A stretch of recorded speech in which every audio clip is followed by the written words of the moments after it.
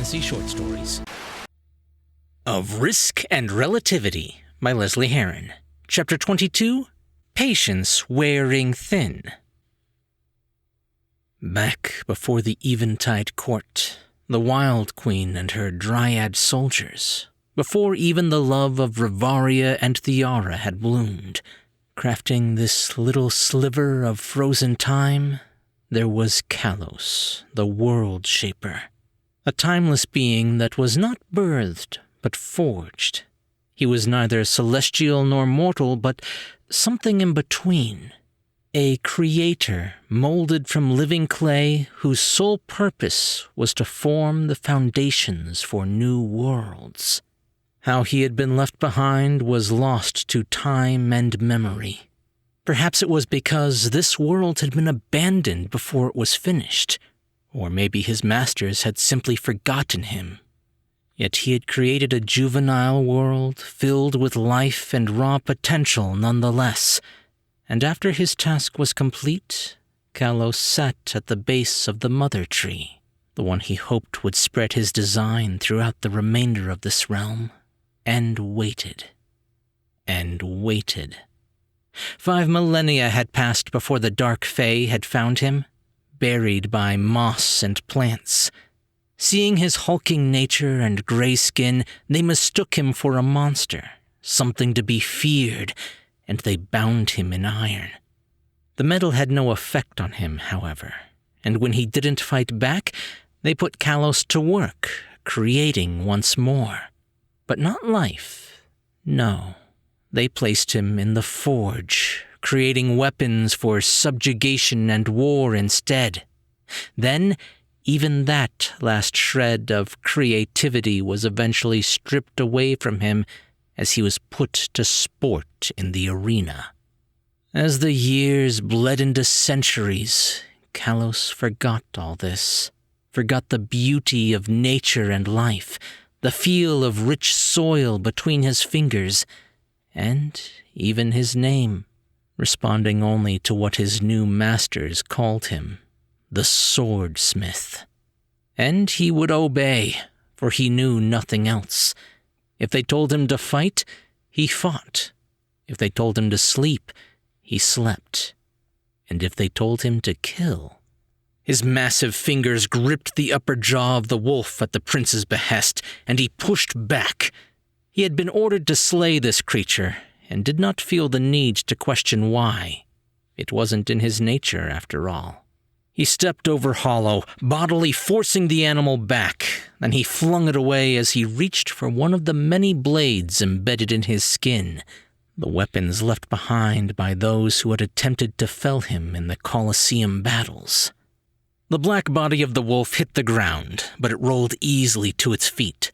Winter's teeth gnashed as he scanned for prey, but something was tugging at him, forcing him to focus. There! Wraith strained to compel the creature, rearranging the wolf's fragmented thoughts, and pushed him from searching for easier targets back to Prince Hollow.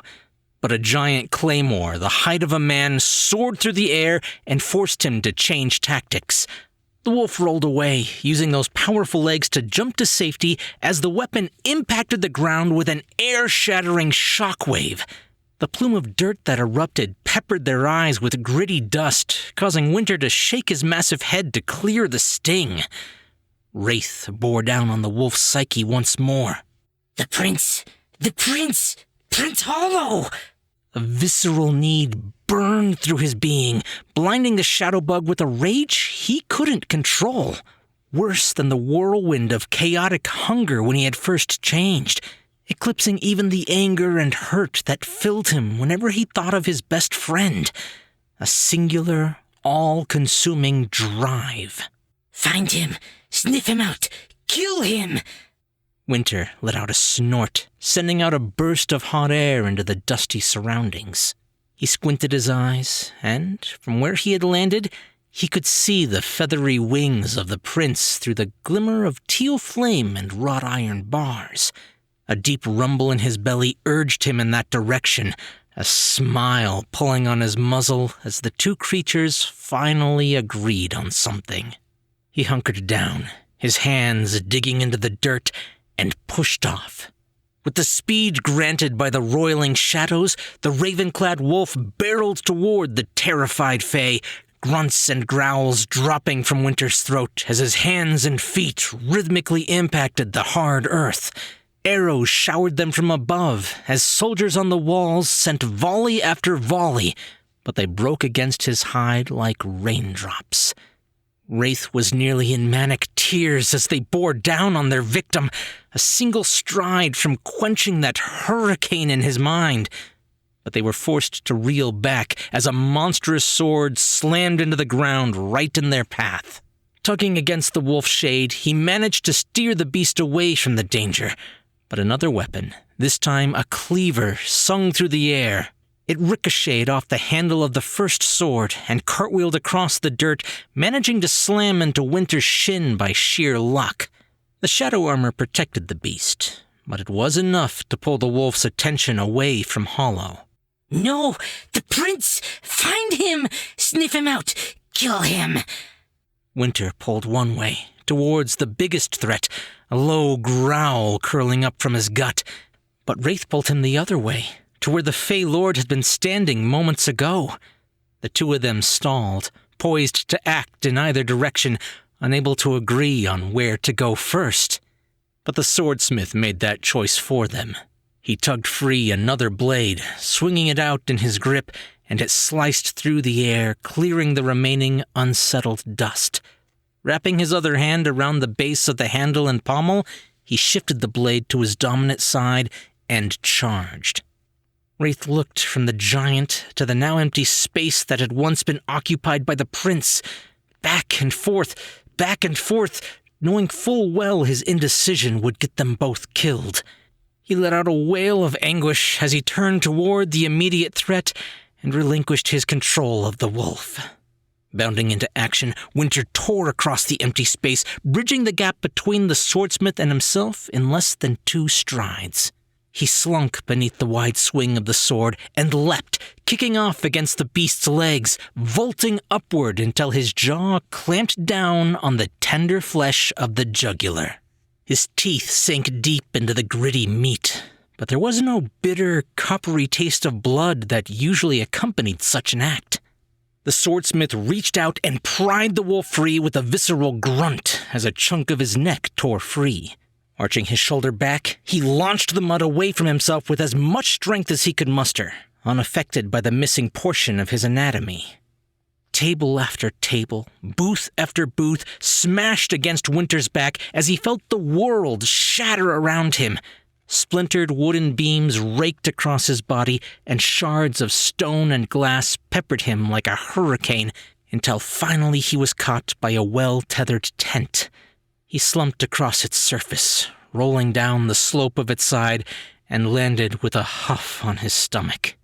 He spat out the lump of skin and sinew, grimacing at the earthy taste it left in his mouth.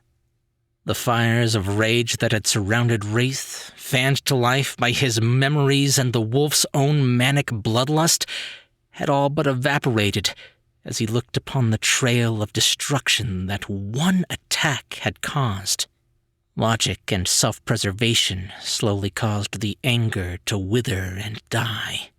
"Oh, that's not good."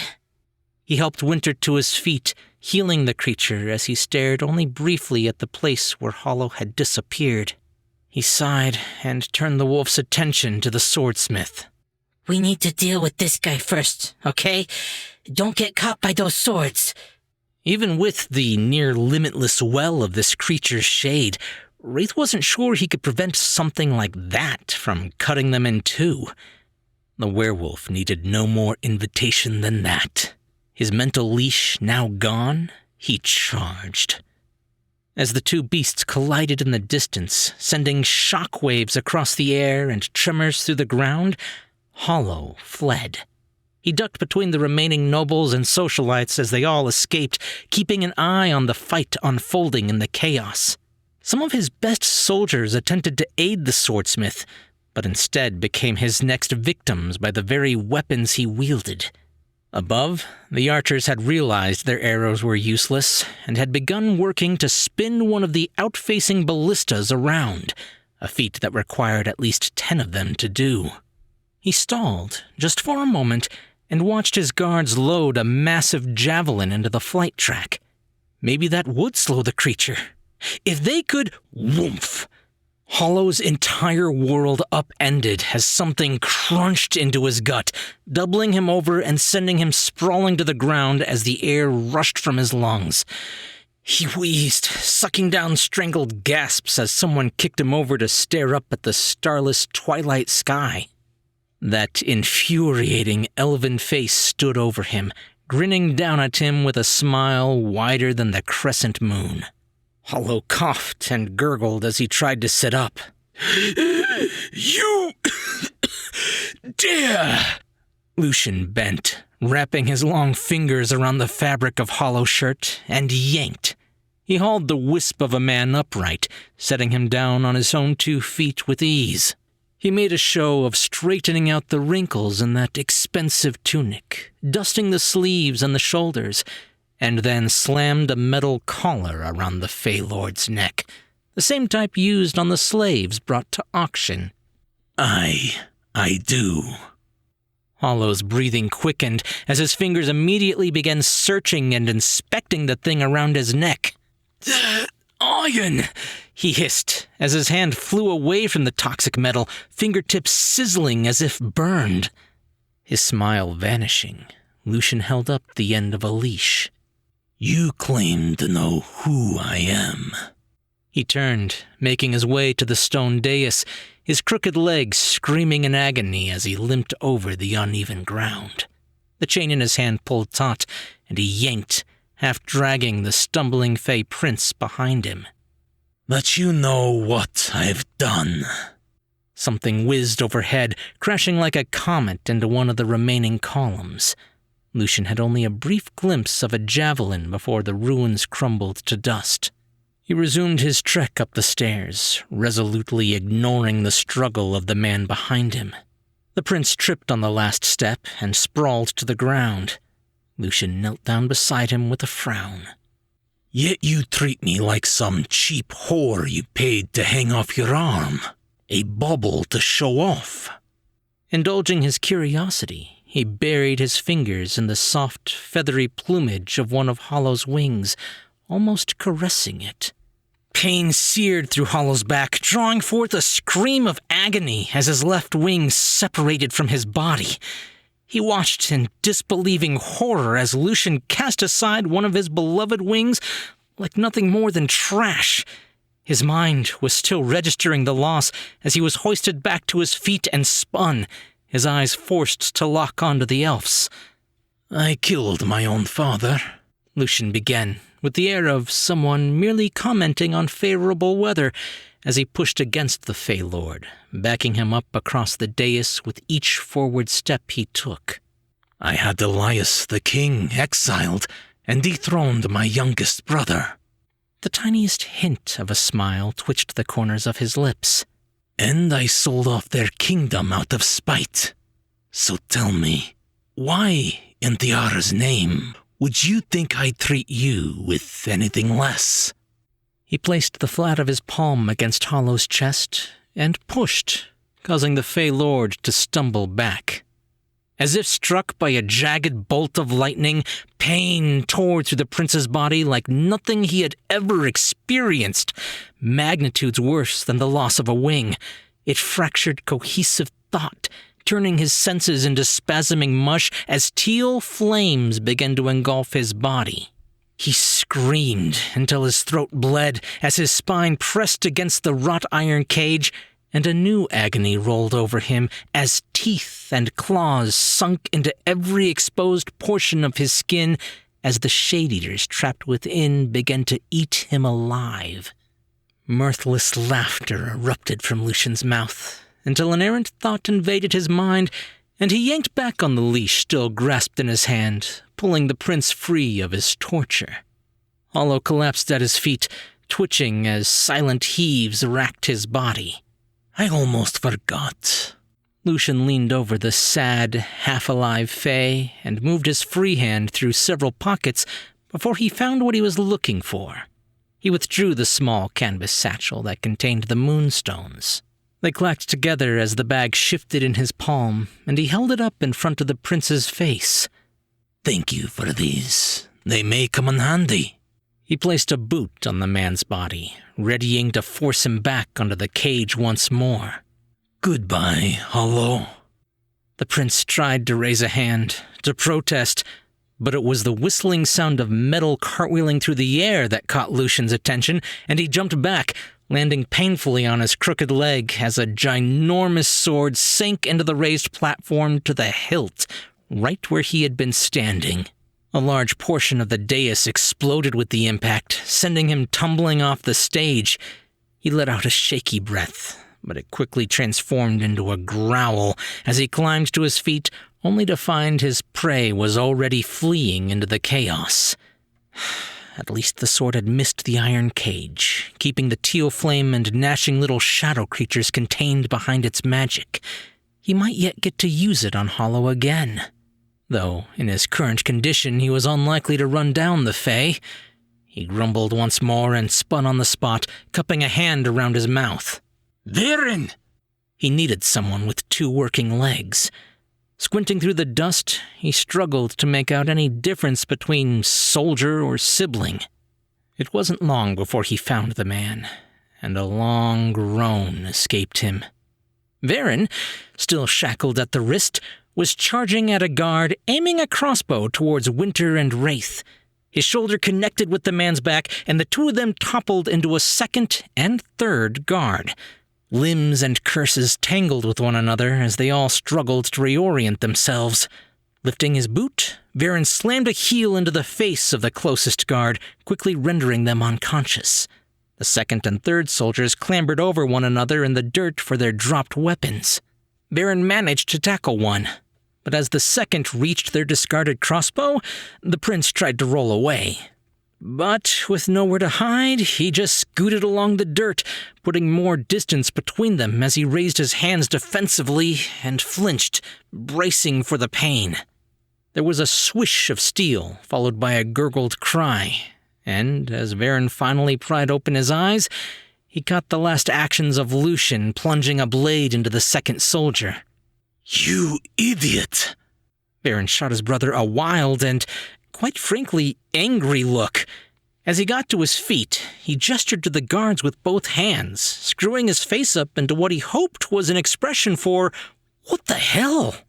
"I just saved your life. Be grateful," Lucian grumbled to himself, assessing the prince. "Closing your eyes in the middle of a fight, you coward." He gripped Herron's hands, separating them out so the chain held between the manacles was exposed. He took a step back, judging the distance with a curious squint, before he swung the blade down. Metal sparks flew through the air as the sword severed the poorly crafted iron links. Herron faltered, stumbling forward for a moment as he took this in. His attention moved from the shackles to the broken chain and back to his brother. It was a neat trick. Normally swords couldn't cut through metal like that. But then again, Lucian had been wielding weapons for over a century. His plan was to simply search the guards for a key. He smiled as he tapped his chin, bringing that hand out in a gentle arc. Grabbing the prince by the shoulder, Lucian hauled him back. "Don't thank me for saving your life. I shouldn't have had to, but oh no, you had to play the hero." He held up a hand when his brother began to protest. "No, those 2 will be fine." Herron's attention flew back to the wolf and the shadows that roiled off him. Winter was breathing heavy, and his attacks were becoming sluggish. Open gashes were bleeding freely across his arms and legs, places where Wraith was struggling to hold on to the raven armor. His instincts were screaming at him to act, to rush in and give the pair a breather, even if it was just for a moment. "You, however, will not be okay if you go in there." Lucian turned his brother back around. "Besides, expending that much energy would be foolish." He pointed toward the rampart. "Why work harder when we can work smarter?" Herron followed his sibling's gesture, and it landed on the massive ballista mounted on the wall. The team of soldiers were still loading javelins into the flight track, but they were slowing down with each crank of the lever. A twinge of a smile lifted the corners of his mouth as he turned back to Lucian and nodded. "We're engaged," The Dryad's words played over and over in Atlas's mind, but few things in life could bring him such ringing clarity as those two little words. Well, save for perhaps a separate set of two words that every promiscuous man fears, but he certainly wasn't going to tempt fate by speaking those into the universe. He looked around at his grandparents, yapping away with one another, and then at his parents, all of them circling around the happy news. He caught a glint of knowing in his mother's eyes, but she didn't elaborate, and Atlas realized his need to leave had rekindled.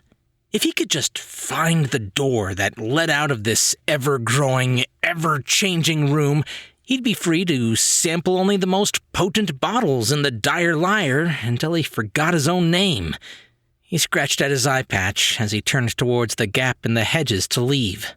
Unlucky for him, however, their hiding spot was no longer hidden, thanks to the boisterous confrontation between his grandparents. He could already spot half a dozen family members making their way towards him, and he sighed. It's now or never. His feet carried him into motion, making a break for the exit before his brain could convince him otherwise. But Atlas only made it 7 steps before a hand wrapped around his upper arm and pulled him to a stop. Where are you running off to? I haven't told you what I found out. No. Atlas yanked his arm free from Lucas's grip. No, you've already done enough. Now everyone in my family wants wedding dates and stories of love connections and whatnot. He jammed a finger against the Dryad's chest. When word gets out, everyone will think I'm relationship material. No, you've ruined me. Leave me alone. Frowning, Lucas slapped that finger away and took a step forward. I think what you meant to say was, thank you for saving me from my ex back there, buddy of mine. He jabbed Atlas with his own pointed finger. You think I enjoyed telling all those people exaggerated stories of our fake engagement? Do you think even for a second that I like being reminded that I have no family by the literal thousands that you call yours? You didn't have to tell them Stop fighting! Undine stepped between the two, her gaze focused on the pockets of milling partygoers. We have a bigger problem. No. See, there's nothing more important right now than how am I supposed to tell these people that there won't be a Atlas, there you are, my boy. The corner of Lucas's left eye twitched as he turned to greet yet another family member, or distraction, and felt his irritation dissolve into curiosity at the sight of a dapper-dressed, well, no other way to put it than demon. His skin was bright red, and he had a long, pointed tail that swished behind him with every graceful step. His hair was perfectly coiffed around a tall, jagged set of horns. His black mustache and goatee had been filed into dangerous daggers, and there was a glittering monocle in front of his right eye. Atlas's shoulders drooped as he spotted the man and sighed in resignation. Hi, Grandpa Gary. Your mother has just informed me of something I feared I'd never live long enough to see. He rolled his one eye and sighed again, with extra dramatic flair this time. Yeah, I'm engaged. Atlas dragged out that last word, hating the taste of it on his tongue. Not that, you buffoon. Gary stepped closer, clapping a hand on his grandson's shoulder. No. You grifted an entire family reunion. He barked a laugh, reaching into his pocket and pulling out his cigar case. He chopped the end off one, slamming it between his lips, and then a second one, shoving that one in Atlas's mouth. With a snap of his fingers, both ends burned bright, and he puffed against his several times. I cannot believe you would swindle your relatives with such a dastardly lie. He pulled the cigar from his mouth, releasing the smoke around a smile. I'm proud of you, my boy. Atlas coughed and hacked around the acrid taste of mild cherry-tasting tobacco. Thanks, Grandpa, but Now listen. Gary reached into another pocket and fished around for a moment before he flourished a thick envelope. In order to help sell the lie, here's some pocket money and a honeymoon home. He shot a wink toward the Dryad. This'll really get their gums flapping. He let out another long cackle before returning the cigar to his mouth. All I ask is for a small cut of whatever you get. So very, very confused? Atlas took the envelope and exchanged a curious glance with Lucas. He didn't know whether he should correct his grandfather, thank him, or just make a run for it. He waffled on the spot long enough that he felt the sharp bite of a cane against his shin. "What's this?" Grandma Sadie had finally joined them from the hedges, and Atlas groaned, dropping the cigar from his mouth. "Speak of the devil. I was just telling Herb over there what a real contract dealer you are. A whole slew of wish imps under your belt, the most successful—" "Choke on your own wig, you crusty old crabapple!" Sadie barked out a lecherous laugh as she leaned over and plucked up the discarded stogie. She reignited the end and puffed on it several times before she noticed the heavy envelope in Atlas's hands. "What's that?" It's a wedding present. Her grandson and Gary had said the same thing at the exact same time, and she stiffened. She clamped her lips around the cigar and began rifling through her own pockets. "Well, I ain't gonna be outdone by some cut-rate imp with hair gel."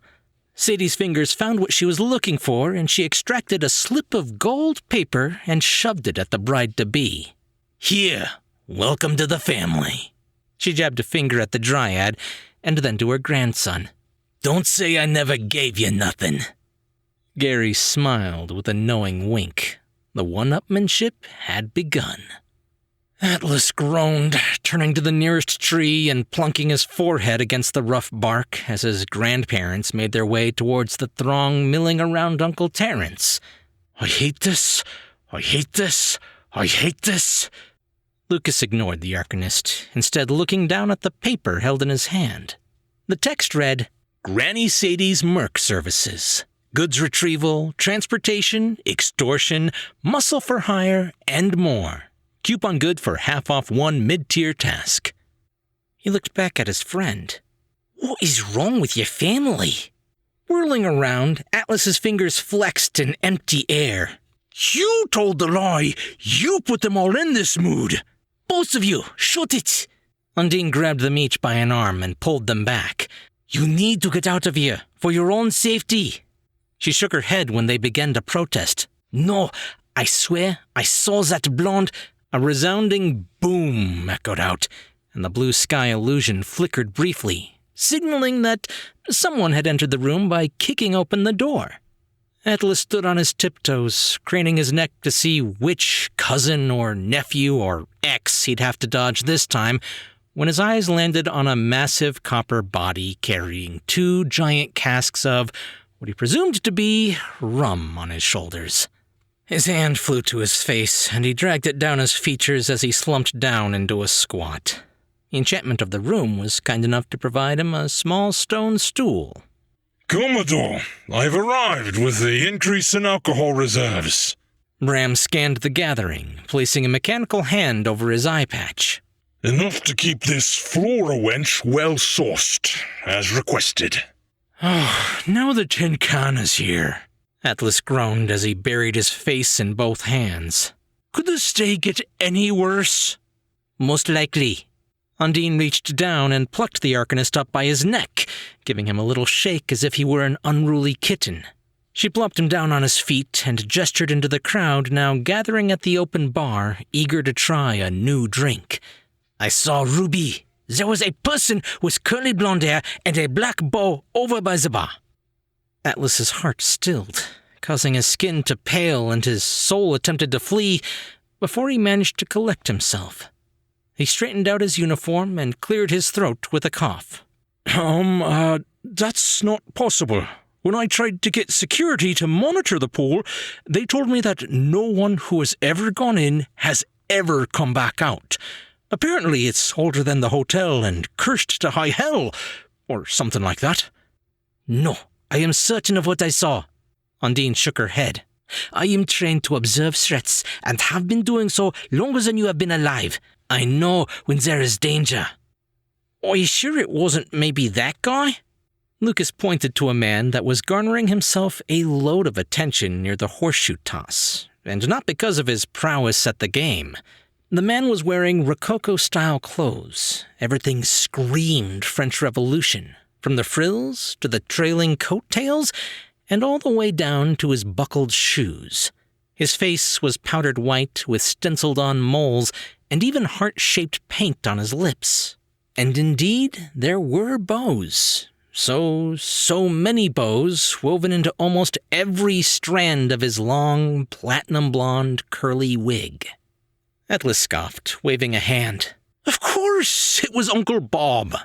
The bows are not on top of his head. That is not who I saw. Look, if I could suggest something...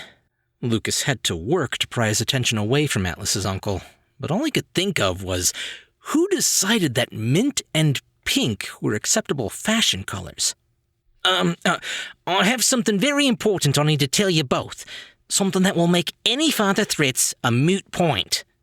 Turning his one eye on the dryad, Atlas held up a warning finger. You know what? You've lost your right to have any more bright ideas, okay? Just... He dropped his hand and spun on the spot, tucking them into his uniform pockets. I'm leaving before I get engaged to someone else.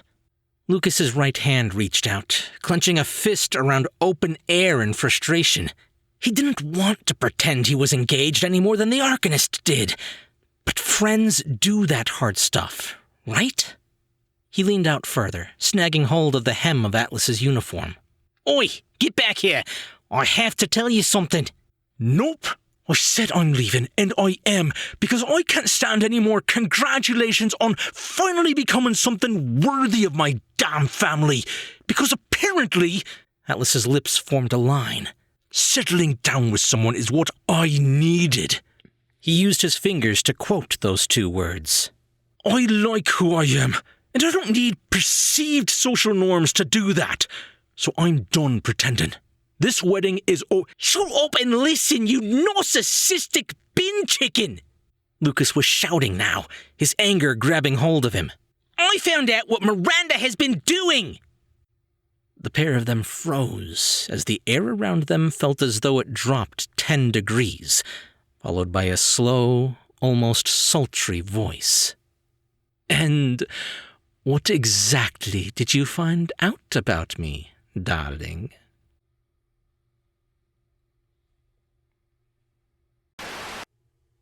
You've been listening to Of Risk and Relativity by Lesley Herron, Book 5 in the series here on Tall Tale TV. If you would like to listen to the entire book in one place, or any of her other novels, you can find them at talltaletv.com/series, or by following the links in the description. Have you ever forgotten your valuables in someone else's safe? But you don't want to bother with the social awkwardness of having to ask for it back? Happens all the time. Here at Granny Sadie's, we got you covered. With our team of retrieval specialists, there ain't no lock we can't get past. No questions asked. But that's not all we offer. Need to have a person discreetly escorted to a non-disclosed location without their consent? We do that. What about destabilizing a local government with a targeted application of leverage to a key individual? Blackmail is such a dirty word. No, that's just good politics. Of course we do. Whether you need a small military force or a single bruiser to help others see things your way, we might look small, but our muscles sure ain't. But why should you take my word for it? Listen to this glowing testimonial from a highly satisfied customer. Hey, pretty boy, that's your cue. Yeah. Granny Sadie is the best. When I needed help overthrowing... What? I never did. Stick to the script. You still owe me, and I'm collecting one way or another. Hey kid, we can edit this out in post, right? Of course, Granny. All right, we're still rolling. Go on. Fine. Granny Sadie is the best. When I needed help overthrowing the local mob, her team of professionals were efficient, affordable. Watch it. Fine. Affordable and courteous. I give Granny Sadie 5 stars. All right, can I go now? Yeah, get out of here, you tin can. You heard him, folks. For your next mercenary gig, come on down to Granny Sadie's Merc Services and Curio Shop, where questionable isn't even a question.